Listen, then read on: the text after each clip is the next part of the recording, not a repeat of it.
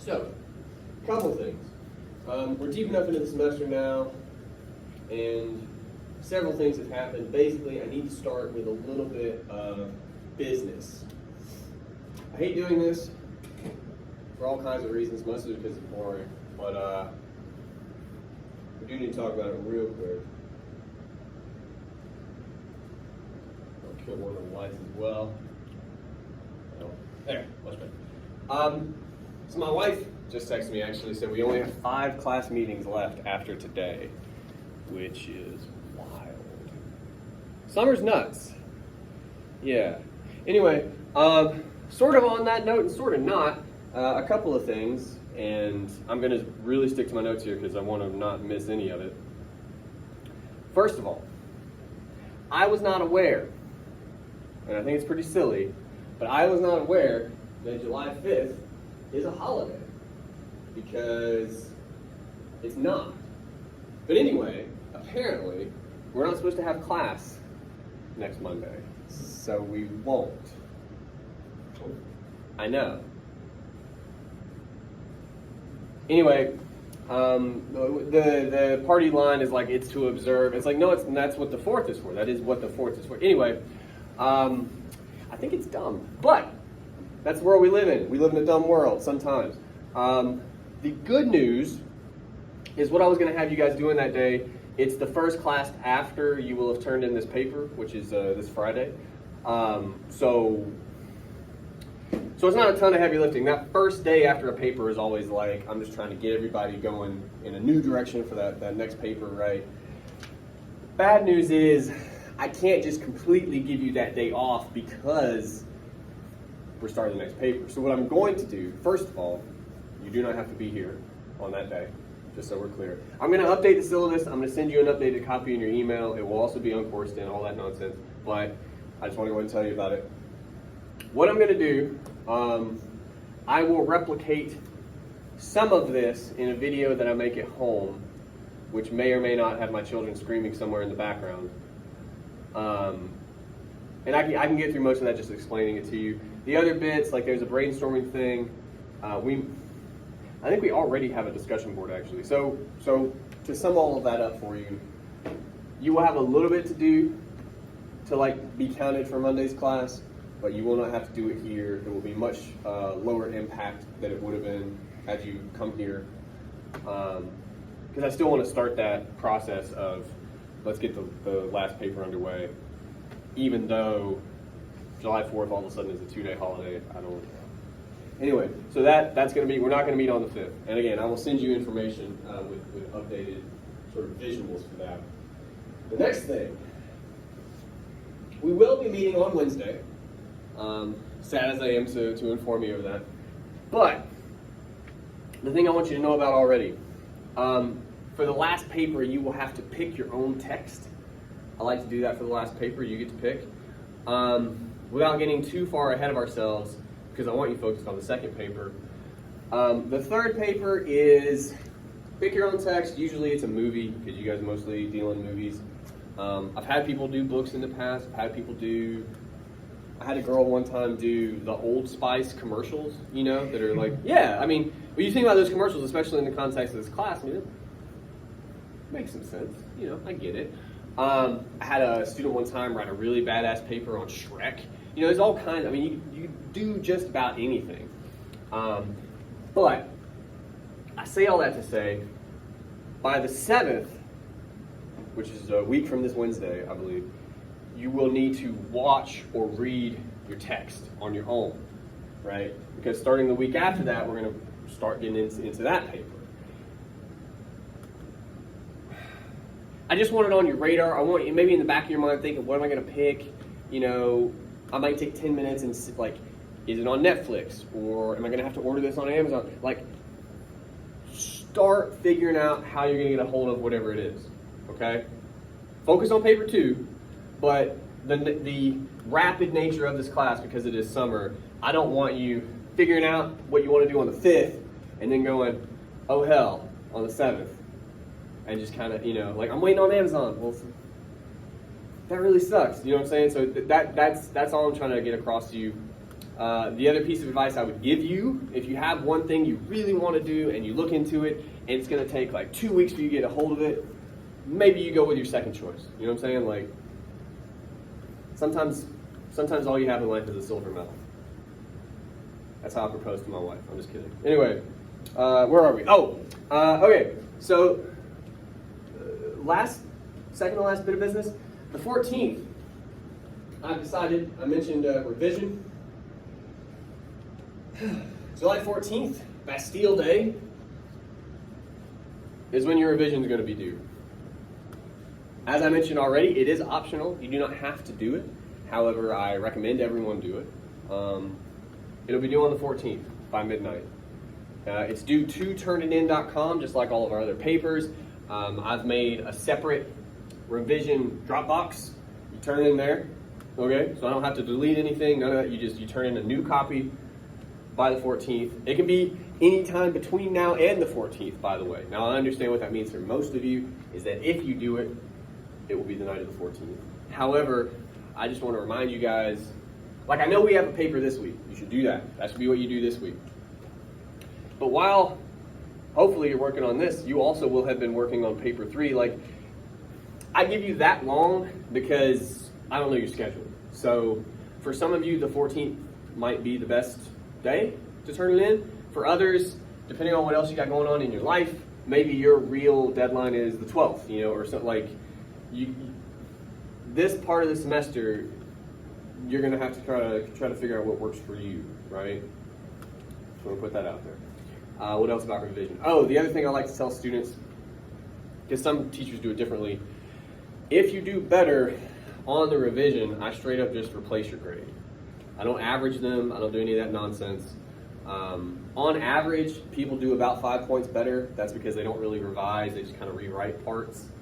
But every semester, I have students do 10, 15, sometimes 20 points better. That does happen. Obviously, it depends on where you, like if you started kind of low, you have more room to improve. But yeah, like I'll have students turn in a D paper, all of a sudden end up with a B paper, and that's their new grade. So it's not much of a sales pitch. That's the one I have for revision. Yeah. Any questions about any of that? I threw a lot at you. Okay. I'm assuming our home text is in line with the class of masculinity. Yeah, and again, like I hate to tell you about it now because we're going to talk. Well, I guess I'll talk to you in a video next Monday about more specifics. There is a prompt that'll help a little bit. The only really stipulations I give you somehow ties into the conversation we've had in this class. So, like most generally about masculinity, right? And then I ask that it's contemporary. I think on the prompt I say it has to be at least 1990 or after. So, like Die Hard's 1988, that wouldn't even make the cut. I do make exceptions to that rule, but of course I'd want to talk to you about it. Like I had a kid one time who really wanted to do a Clint Eastwood movie, and I let him. I kind of wish I hadn't, but he seemed so passionate. But yeah, and again, I mean, you think about some of the stuff we talked about in this class, it really is everywhere. So there shouldn't be like a dearth of options for you. Like it really should be damn near every movie that comes out or commercial or it's everywhere. Okay. The other note I wanted to put to you guys, and then we'll actually get into class proper. I looked at your bibs, at least the first round. The second round was due today. Some people had some issues understanding what constitutes a proper source. Now, of course, I would be remiss not to point out that this is defined on your prompt. And also we talked about it in class, but I have suspicions that maybe people aren't looking at the prompts as much as they should, or maybe they're not watching the videos. Those are theories, that I could potentially prove, but that's here nor there. The point is, just to put it very simply and to make sure everyone's on the same page, you're looking for secondary sources. A primary source, like Die Hard, is a text that you study, right? So like a movie, a book, something like that. A secondary source is an article, like I gave you with the Brehan, right? Or what most of you have found in your research. Some of you found some really interesting articles that I've seen. Those are secondary sources. They're written by people, they're making arguments, they're making investigations, right? So there's no need to bring in like another movie or Bill Burr or John Oliver, which by the way, every time I show a text like that, I do point out that those are not what we're writing about. So it's always fun for me when people write about them. Yeah. Anyway, secondary source, find an article. Stop being silly. Okay. That's all the business out of the way. We'll turn on a light now. Or two. Yeah, we'll roll that. Next thing we got to look at. I sent you, just before class started, an email. I'm sure you guys are pretty used to this. You have a bib example in that in your inbox. If you pull that up. What we're going to attempt today, I think we can do it, but it's going to be painful to begin with. We're going to try to build like an introduction. I want to show you guys how that works, and I also want to show you how to move from the bibs to actually starting a paper. What you're looking at when you get your inbox open, these are two bib entries. The first is by a woman named Sinead Donahoe. We have the citation right there at the top. And then the second page is the other bib by man or woman, that's a sort of agender name, Jordan Ezekiel, I guess is how you pronounce it, maybe Ezekiel. Anyway, they're both about Die Hard, and they cover similar ground, obviously, because they're about the same movie, but they're pretty distinct actually, which is exactly what you want for this assignment. All I want you to do, I think the best way to do this, actually, we're going to talk about these in turn. What that means is, I want you to read the Donahoe entry first. All I really want you to focus on as you're reading through these, what are the ideas? Okay? So like, there are 4 paragraphs here. This is not straight. There are 4 paragraphs here. The first paragraph is the summary. That's really for you, just so you understand a little bit what the article is about, okay? The second paragraph, I have thoughts on that, but mostly it gets a little more specific with the ideas, so you might be able to pull something from there. And then the most useful, probably for our purposes, will be the final 2 paragraphs. Those are the quotations they think they want to pull, and a little bit about why that is. So anyway, read over just the Donahoe entry for now. And if you see an idea or potential argument, something like that, maybe jot it down. We're going to talk about it. Take a minute. All right. Before we dive into, hopefully, your discoveries, first thing I want to do really quickly, I want to show you an issue, pretty much dead center of this bib. Now, I don't have to do this first, okay. Now, there's different ways probably to describe this. The way I always describe it, the term I have arrived at, is narrating your process. Now, if you do what I'm about to show you in a paper, it's almost never good. But if you do it in your notes, which is what these are, I think it can still offer us a little bit of guidance if we're this student. However, I'm hoping to illustrate for you just how unhelpful this is. So the highlighted section, the reason I call it narrating your process, you kind of gloss this real quick. What are we really doing? We say Donahoe analyzes something, she goes into detail, she offers more analysis, she talks about camera angles and statements, and something about helpful information. What might be better than noting all the analysis Donahoe provides, details, camera angles, statements? What might be more helpful in our notes instead of that stuff, do you think? The reason for the angles? What angles? What does she say about them? What details? What statements? Yeah. This is narrating your process. This is describing, this is narrating what note-taking is. And I don't know why, but you guys will fall into this a lot. It's a weird thing. Look at how much this is. None of it is really helpful. Now again, for this particular student, they've read the article. I'm hoping this would direct them back to parts of the article about those specific scenes and angles and statements. But why not just put some of them in here already? They say she's got really cool details that she highlights and information. Put that in your notes, man. You know? That's what notes are for. So anyway, I want to draw your attention to this. You absolutely, please, please, please don't want to end up doing this in a paper. But in your notes, I'm striking it out just so you guys can see. The rest of this is exactly more or less what we want to do.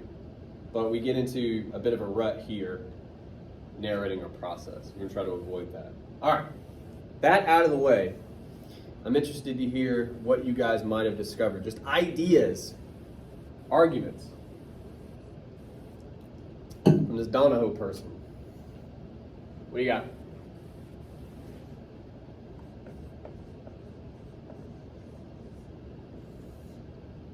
You can start very generally if you like.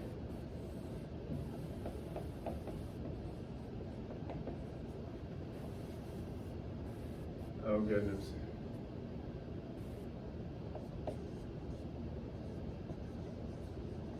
You guys are trying to wound me today. That's what it is. All right. Turning into John Wayne. Okay. Yeah, in the was it in the second paragraph they talk about that?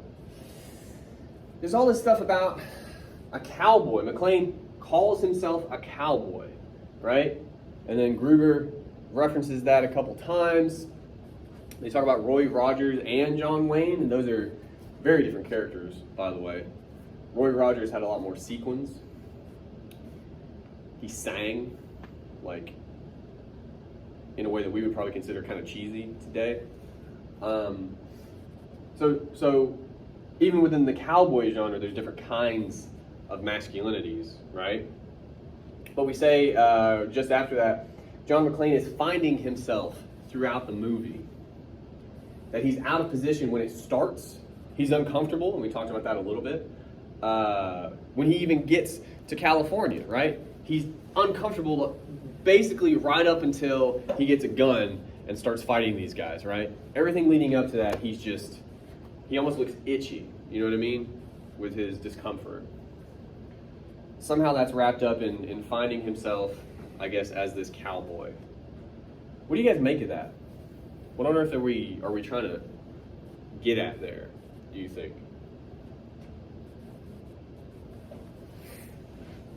What's John Wayne about? Old Western. Yeah? Old Spirit Governor. Yeah? What kind of character is he usually? Not always, but usually. Like, again, when you just think... Tough guy. Tough guy, yeah. He's the guy, he's usually alone. Or even if he has partners, at some point he's going to have to do the hard thing alone, right?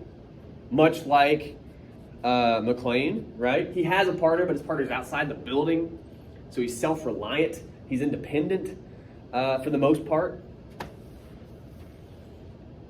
He's able to take control, right? Assert himself in some way. That I think you're led to believe in the film most other people are not, right? You see a guy try, Ellis tries in his way, and obviously that doesn't work. So yeah, there's something here about the cowboy figure, specifically, I guess, the John Wayne figure, and what that represents. Okay. Skipping ahead a little bit, especially through the struck through portion here. Those bottom two paragraphs, as I said, those will be most useful. Those are our most specific. We have quotations, right? We haven't done this in a little while, but this is something you're going to need to do. It's not going to go away. You look at these quotations. We'll start with the first one. That is a long quotation. That is too long to quote in its entirety, right? So if we were going to pull some language, what might we concentrate on?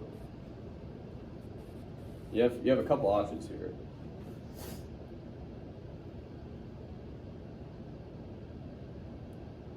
The first sentence blind action is not what makes the man. I like that. All right, so that's a pretty good option. That's one. There's at least one or two more. Let's see if you guys can find them real quick. To help you out a little bit, when they quote the movie, I understand the source does that. We don't need to quote the source quoting the movie. Do you know what I mean? What's that? Would you just like quote the movie itself though? If you wanted to bring it up, yeah. But if they're referencing it, you can either paraphrase the fact that they're referencing it, like if you need it for context. Like there's ways around that. But you very, very rarely should you sort of need to quote a source quoting another source. There's almost always a better way. But for our purposes, we can not worry about Hanji motherfucker, that whole thing. But something else we can dig into. There's at least one more that's really good. Anywhere they're making a claim.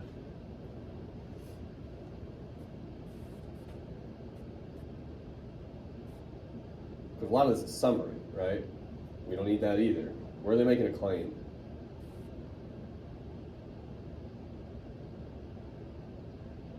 That John intuitively senses that. That's summary, man. It's summary. At best, it's a banal claim. It's a banal claim. Like if you watch that scene, you're like, oh, it seems like he senses that something's wrong with what Hans is doing. You wouldn't have to prove that to anybody. They'd be like, yeah, because he calls him a motherfucker. Like, wait, yeah, that's pretty obvious. We need a claim. Blind action is a good one. That's a straight up argument, right?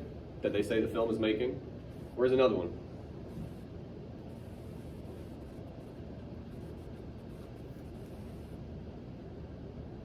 This is something you'd have to prove, you'd have to explain in this quotation. You made your point. That's from the movie.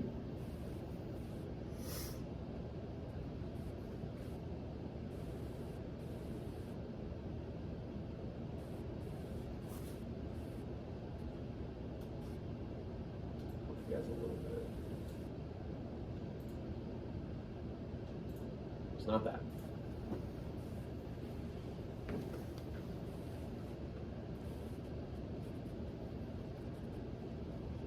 Again, a good test would be you turn to someone as you're watching the film, you say this, they look at you as if to say, you're going to have to break that down for me. That's an argument. It requires explanation. Is that a hand? I can't tell. The different worlds of other men? Huh? Is that what you're referring to? What's up? Or am I lost? Different morals of other men? I don't even see that. Where are you? Oh, that, I mean, that's past the quotation, but that's part of their argument. Yeah. Did you have something? Oh, good. All right. Well, you're tying into a part of the quotation. There's a code of honor by which John evaluates acts of violence. That's hyper-specific, and it requires explanation. And they start to do that. The student does with this morals as a man, also touches on the different morals of other men in the movie. They're starting to try to explain that code of honor business. They haven't really done it. They kind of stop themselves. But yeah. Those are two maybe different enough ideas. Blind action, which is a really cool phrase, right? Does not equal man, okay? And something about McLean's code of honor, which is at the very least different from Gruber's, right? Cool. All right. Last quotation. I'll help you out a little bit. I already told you, we want to try not to quote other sources, quoting other sources. Now the problem is, I really like, actually, this quotation from Warshow, whoever that is. But if we're going to use that, we should go find that source, right? This business about the Westerner, more classical figure, self-contained. He doesn't want to extend his dominion. He wants to assert his personal value. That sounds interesting. But again, we would want to maybe go find that source instead. But that out of the way, I think the rest of the quotation from Donahoe herself is pretty good. What's the main idea of this quotation? We'd probably have to sum this up a little bit because, again, it's kind of long. She's comparing McLean in a way to other men in the movie, right? What is she saying?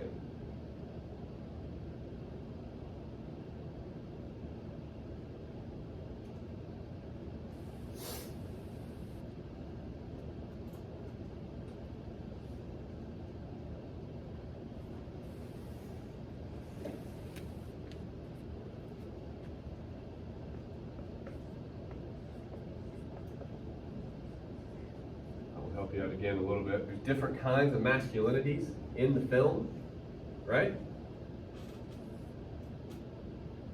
How's McLean different from other guys? What do these other guys do apparently?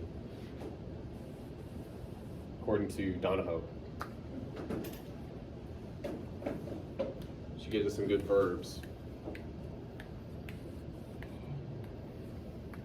Dominate, overtake. Good. They want to control, right? And there may be some exceptions. And again, we don't go super in depth with the quotation here in the bib. But I can think of a few characters that definitely fit that bill. Okay. How's McLean different, according to this person?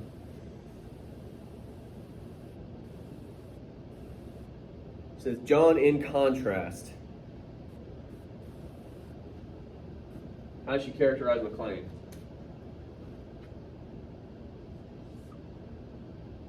Does it make grand expressions? Of what? Abilities? Of his abilities. What on earth does that mean? Does not make grand expressions of his abilities. Nor should he be concerned with that. Grand expressions of his abilities. If you're not doing that, that sounds kind of fancy. What are we saying he does? And it might help again to think what kind of guy he is, how he acts. Like humble. Yeah, that's really all she's saying. In comparison to the kind of guy she's talking about here, he does seem, I think you could make the argument, he's kind of a humble guy compared to a lot of these other male characters in the movie. And she also says that he should be, which feels like an insult, but okay. Especially given how most of this, and rightfully so, is concerned with McLean, right? It seems like this idea of being humble somehow is wrapped up in these other ideas, right? Somehow it's a part of his honor code, maybe. Somehow it's a part of this like John Wayne mentality, maybe, right? Cool. All right. That seemed fun. Let's do it again. Second page. Acequia, if you would. All right. Let's see how this one goes. So again, the first paragraph is like general summary, which you need, okay? Second paragraph has more of that narrating our process. Not quite as much as the previous entry, but a pretty good bit kind of gets in our way. Navigating all that though, what do you think is the main idea of this article? They say it's different somehow from Donahoe. Similar yet different, they basically say.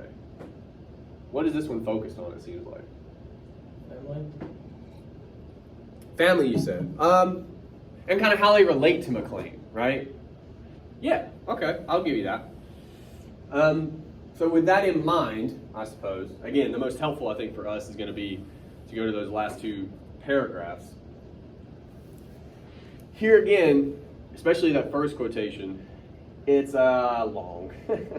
It's pretty long. But you read through that quotation. What do we really need? What could we pull and use? Some of this is summary of the film, which we obviously don't need. And other parts of it, I mean, you can paraphrase if you want, but like, what's of value in this quotation? Where do we make a claim? Reveals vulnerability. Very good. Provides a moment of reflection, but it reveals a vulnerability. McLean hints he may not survive. They're saying not only do we realize as an audience that this guy might not make it, even more importantly, the character realizes it. That's huge. Especially in a movie like this. For like Rambo to be like, oh man, I might be boned, right? Like that's a big deal. Okay. He's vulnerable. And he knows it. Great. Is there anything else? I'm honestly asking here real quick. Is there anything else we could pull from this quotation? Paraphrase from it? If you want, yeah. I mean, Sorrow. what do you mean by that? Like, what are you talking about? He realizes how much he loves Holly. Okay, yeah. Well, and they say after the student says after the quotation, a more sensitive side. Yeah, I mean this idea. I mean, I get maybe some kind of offshoot from this of like they say sensitive. That's one way to put it. I would maybe even he's more self-aware, right? Not just of his vulnerability, but of like his emotions or his situation and what it means for those emotions, things like that. Yeah, okay, that works. All right, second quotation, same deal. This one's a little bit different.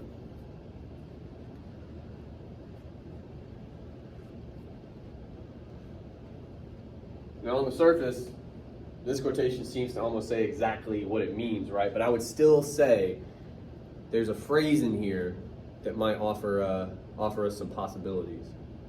It's an unusual way to say what they're saying.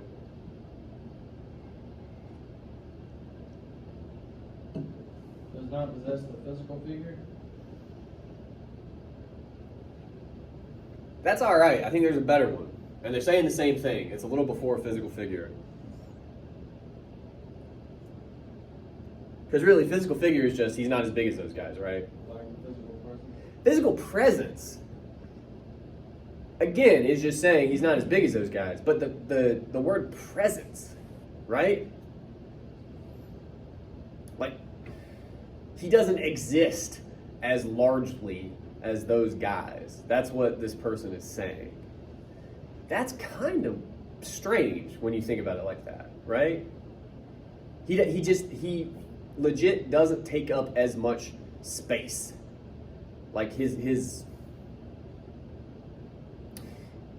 doesn't take as much life or something, right? This idea of presence.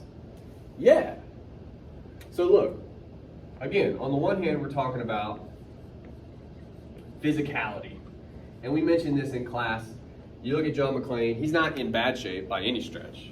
He clearly takes care of himself a little bit. But he's not 1980s Schwarzenegger or Stallone or any of those guys. He's not that, right?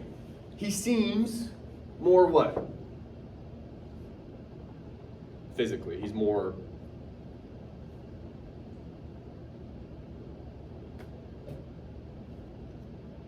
When you compare him to Schwarzenegger or Stallone, especially physically... Huh? Inferior. Yeah, and that's unfortunate given what I'm really driving at. But he's also more like if you saw Schwarzenegger on the side of the street and McClane on the side of the street, who would you probably notice first? Yeah, because he's less what than McClane? Out of place. He's less realistic. Yeah. McClane looks attainable.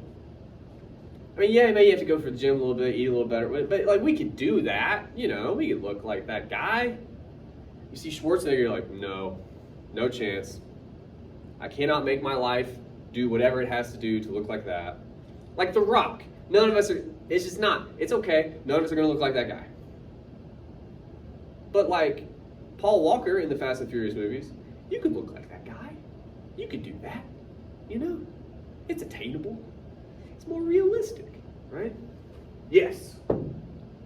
Physically, that's basically what she's saying, is like he just seems like a guy. But again, this gets attached to this question of presence. His existence somehow is wrapped up in that physicality too, which is potentially interesting. All right. So what I did while you guys were working over this one, I went ahead and I filled in the column for Brehan. Now, we did talk about Brehan. It was last week. You guys, to be perfectly honest, don't seem largely enthusiastic today, so I didn't want to put us through another one. So I just did it. But to run down the list real quickly with you, I pulled out all the big ideas I could find. One thing Brehan points out, several times says that John McClane is an asshole, which is fair at the beginning of the movie. But says when the guns start going off, he becomes his best self. Brehan never really defines what that is in that paragraph, but I'm very interested in that idea that, like, he's his best self in, like, crisis, I guess. You know? That's interesting. After that, he talks about survival and commitment. This is not a question of winning and losing. Ultimately, you could pretty well argue that McClane wins, but through the whole movie, he's not trying to win, right? He's trying to just survive. Again, that sets this movie apart from its contemporaries. Realism. Importantly, though, because we're going to get to Everyman after this, Brehan first talks about realism in terms of setting and stakes. Setting is pretty easy. We are in LA. We are in an actual city. We're in an office building. Even if you don't work in an office building, you know how they work generally, right? We get the idea. It's not the jungle, or it's not some like space station where you're like, maybe this is how that, I have no idea, right? It just in terms of where it is and what goes on, it feels realistic. And the stakes. What are the stakes of the film? Terrorism, it's probably a little harder to relate to, although unfortunately we know something about that in our world. But then it turns out they're just thieves. We understand theft, you know? And yeah, there's explosions and there's some craziness, but when you boil it down, what is the movie really about? He's trying to just, as we talked about last week, bring his family back together. Those are real stakes. Okay? Then we talk about Everyman. And then actually after that, he says Gruber is a realistic guy too. He's just a different kind of guy. Talks about the way Gruber dresses, talks about Gruber and how much he seems to really be proud of himself for the plan he's put together, right? And it's weird to talk about him in those terms because he is the villain. But again, those are some motivations we can relate to, right? Finally, and these are potentially throwaway, but they are in the article, so I wanted to bring them up. 1988, the movie is not about Vietnam, which is kind of new for the time. Vietnam ended in the 70s, but movies for many years after that, especially action movies, Rambo is directly about Vietnam. I don't know if you've ever seen the first one, but he's a Vietnam veteran. Like, that's what the movie is about. And all kinds of movies like that kind of reference it in a way. Brehan points out they make fun of that in Die Hard. The scene with the two guys in the chopper. He's like, he's just like Saigon. He's like, I was in middle school, dickhead. Like that whole exchange. They're kind of calling that out. And he also says it's not post-human. And I wanted to define that for you really quickly in the off chance anyone ends up using it. He says it at the end of the article. He uses the term post-human again to talk about the Schwarzenegger movies, some of the Stallone movies. You could look up the idea and probably get a better definition, but I want to give you a working one. It's essentially, again, think about like, if you've ever seen, especially the first Terminator movie, or even Predator. I like to bring that up because it's the same guy that made Die Hard. What's that about? It's in the jungle where basically, I mean, they're supposed to be like special forces, but they're just bodybuilders with guns. Everybody in Predator is as big as Schwarzenegger. It's ridiculous. Like Carl Weathers, Apollo Creed from Rocky, if you're familiar, is even somehow more jacked in this movie. It's bananas. Everybody's huge. Jesse Ventura's in it. The cast is bananas. And the first half hour is just giant guys walking around the jungle looking for an alien that's hunting them. There's so much there that we can't relate to. It's post-human. Like, humans are in it, but like, are they really? Are these people? If this is a person, that's not a person, right? Like, that's kind of what he's getting at, okay? So that's Brehan. I've left Die Hard blank. I'm assuming, hopefully, that we can fill that in as we go. I think you guys can handle that, but we'll find out. All right, so what are we gonna do? This should feel familiar. We did this with Oliver. What I want to try to do here real quick for the next 10 minutes, and then we'll go on break. I want to try to find connections between any of these. Now again, Die Hard is blank. We can fill that in as we go. But can we connect Brehan to either of these? Can we connect either of these to Brehan? Like how do we move between these ideas? Do you see any that kind of speaks across these divides?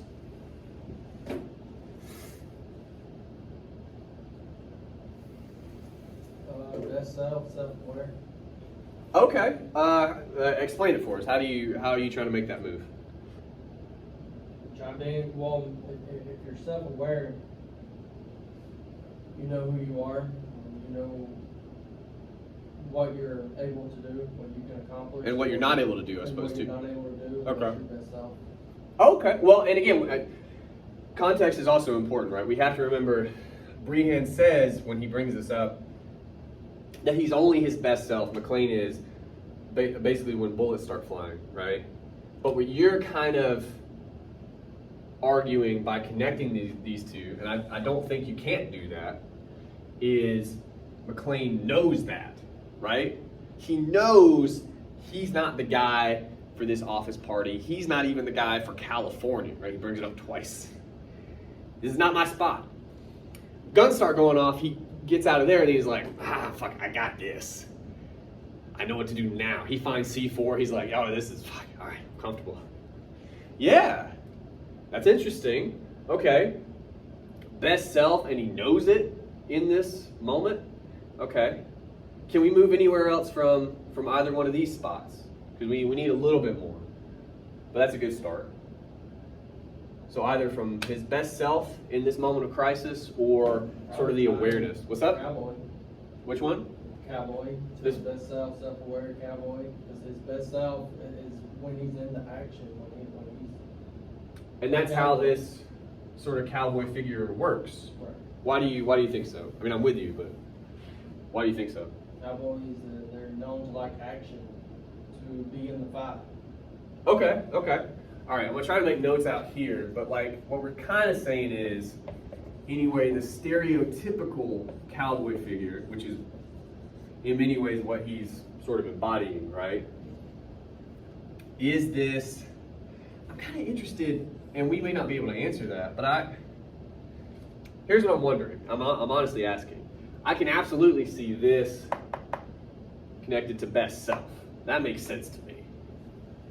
I don't know that the cowboy figure, the way we think of it, is that self-aware though. You know what I mean? Like that might be a new thing that McClane is doing. Basic. Does that make sense?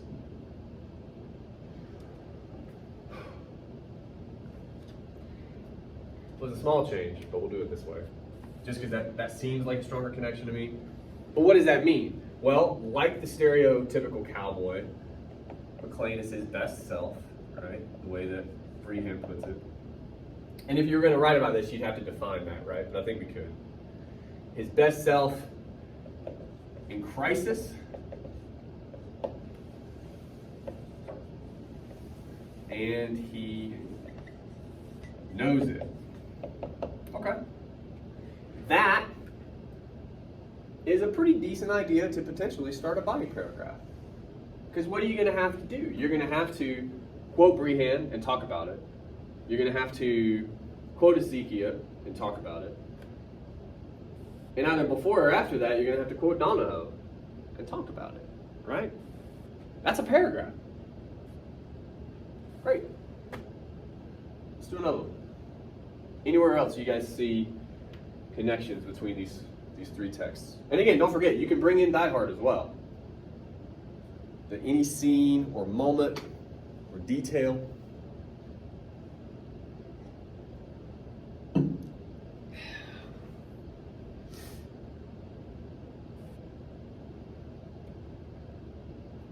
I mean, for instance, we'd almost have to talk about everyman, right? McClane is an everyman. He runs around, no shoes, tank top. By the end of the movie, Brehan points out part of his defense for calling him an everyman. He says he looks like shit.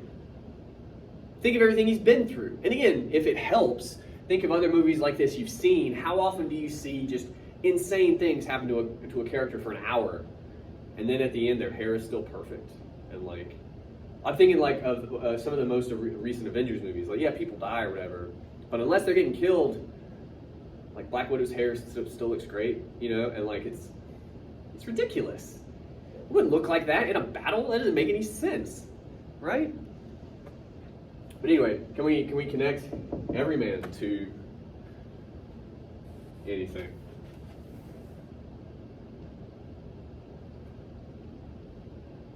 Or not. I was trying to help, but you guys could go another way if you want.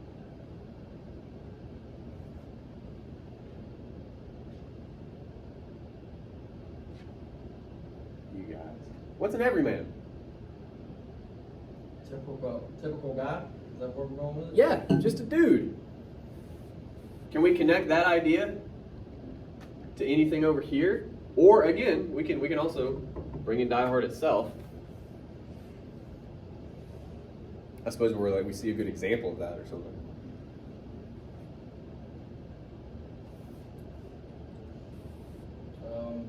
We connected Die Hard maybe to him carrying around a teddy bear for his daughter. Okay. Well, that's interesting. But go ahead. Why do you say that's like an everyman?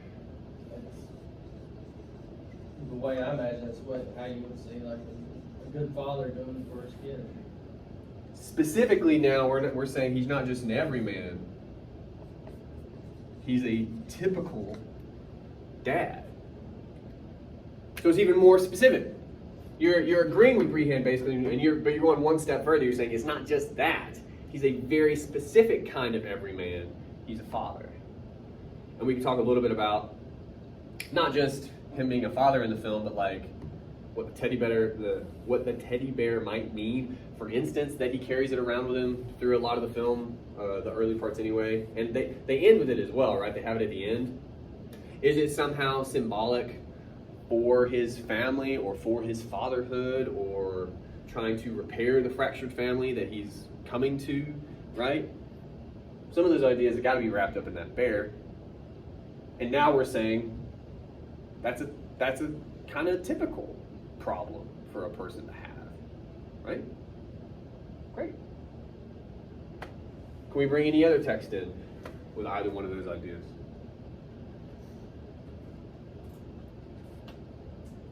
Maybe physicality, he looks like a normal dad. Okay. Yeah, we can do that. Something. No, I mean, for sure. He does. That's a big part of it, right? For sure. And now, again, the door you've kind of opened up, at least to consider, is can you square the circle and sort of say, he looks like a dad? Does he? I'm asking. He does. He's missing a little bit of a gut, but overall he looks like a dad. Yeah. For an 80s action movie, maybe that's the equivalent of dad bod. Right?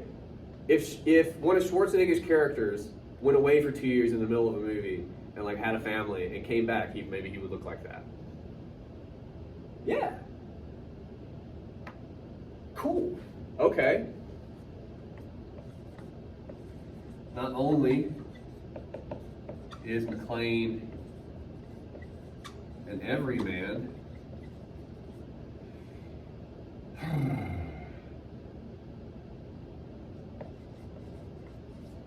more specifically,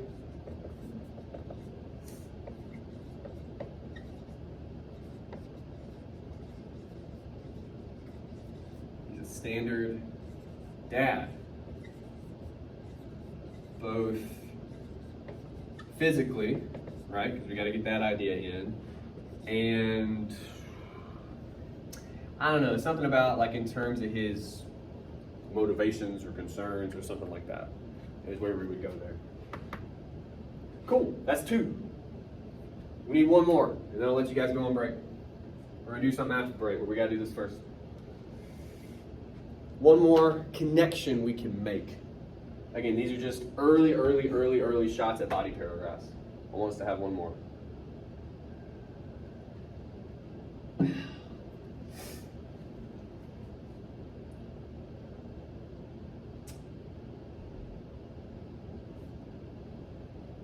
What about this this code of honor business? Because it was interesting to me what we did right before we left Donahoe behind is we have cowboy in here, but we also mentioned how everything is kind of connected in her article. Blind action doesn't make the man. Somehow that ties into his code of honor, which is somehow defined by his like humble nature, at least comparatively. What is his code of honor? She says in that scene, he's obviously very upset. Not just that Hans, it seems like she is arguing he's not so upset with Hans hitting the truck with a rocket, right? Say he does it again. Said he does it again. Why? What part of his code apparently does that violate, do you think? Hitting it again. They're defeated. So it's not fair and it's not what's up? Like overkill? Oh, it is, but it's an idea we used to have at least in war that you can win or lose with honor, right? Like once the game is over, it's over. There's no need to sort of overkill. Like if someone's defeated, they're defeated. The competition is over. Like isn't that kind of what we're talking about? Like it's a competition. Even if you're a bad guy, you have a right to rocket somebody, defend yourself like that. For a guy like McClane is fine, but you've done that now, to quote McClane, motherfucker, right? He's a cop, so if you look at it from a cop perspective, if you got him in handcuffs, It's over. it's over. The contest is over.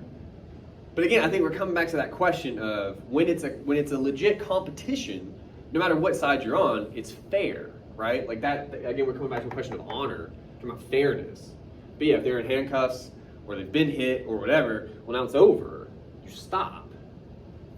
And she's saying that's kind of the big line between McClane and somebody like Gruber, right? Well, can we somehow connect anything we just said about code of honor, fairness, competition? Can we connect that to anything else?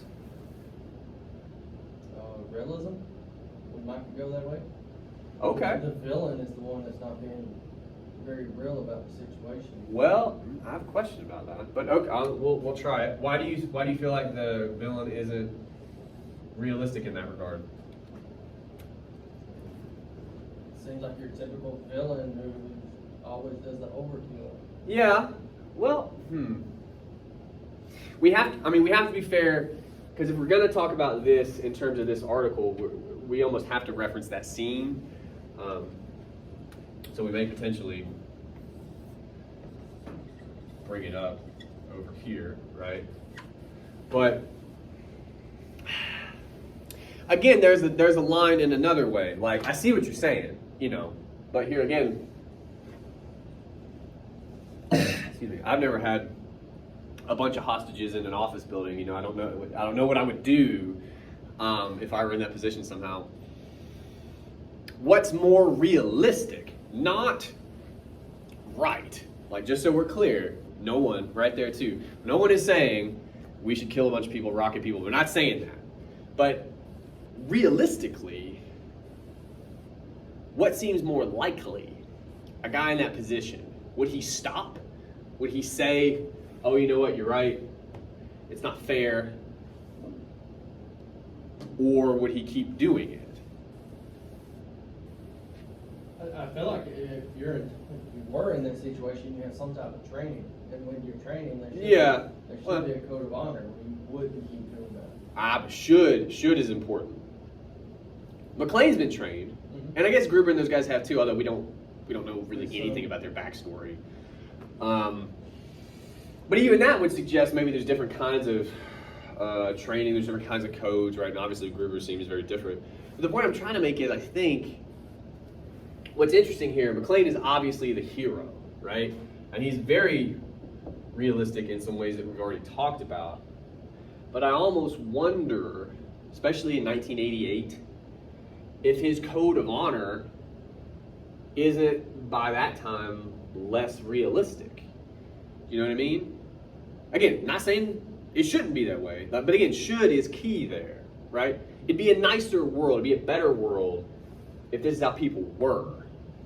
But if we're talking about realism, I don't know, man. Did you see the point I'm trying to make? Like, in a way, I think you could start to argue that this might be one of the important ways. Like, this is what makes McClane the hero, but that's also because it's less realistic. Like, heroes are someone that we look up to, right? We want to try to be more like them. Well, that kind of supposes that we're not, right? We're somehow deficient. Did that make any sense? I was talking a lot. Well, all right, so all I'm really trying to say here is then, this is an interesting sort of counterpoint to some of this. You know, we say honor here. I'm gonna give us a code of ethics is another way to talk about that. His code of ethics is maybe a bit antiquated, less realistic,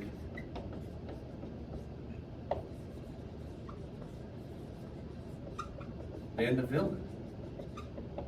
We're kind of implying there that just in this one way, we could kind of almost identify with Gruber a little bit. And what's interesting is Brehan makes that point in a different part of his article, in a different way. Talking about like how he dresses and how proud of himself he is. Like, again, none of us are shooting rockets at folks, but if we got to that point somehow, you kind of have a right to be impressed with yourself, you know, just a little bit. Be like, look at what I did, type of thing. Like it. So you could potentially go here, is what I'm saying. But just to cap all that off and give us a break, the point I think I'm trying to make is this. Same thing we did with Oliver. Now again, you guys aren't probably writing with these two articles, but whatever you chose, you can do the same kind of work. We didn't even bring up that much Die Hard. We easily could bring up more. But you start with an idea, you start with one connection, right? And then just, where else can we go? What else makes sense? You got about 3, that's a good place to start. You can start a paragraph at that point. Just see what happens. You got to actually write the thing. But I tried to sum them up over here. When we get back from break, we're going to do a little more work, and then we'll give you some time to draft. This is how you start these papers. Questions about any of that? Yes, sir. Rough draft due Wednesday? Yes, sir. We're going to do an intro here, and if you have questions about paragraph, we can do it, but we're also going to work on that Wednesday. The nature of summer is that it's at warp speed, but yes, Wednesday. Anything else? All right, take a break. We'll come back at 10:20.